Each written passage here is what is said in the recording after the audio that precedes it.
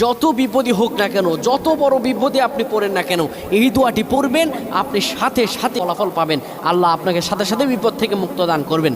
এই কথা আমি বানোয়াটভাবে বলছি না। যেই কোনো তাফসিরি কিতাব খুলেন, সূরা তারিকের, সূরাতুল বুরুজের তাফসির আপনি পড়েন, ছোট্ট একটি বালকের ঘটনা আপনি পাবেন। যে এটা কোনো বানোয়াট কথা নয়, আপনার লিখে রাখুন।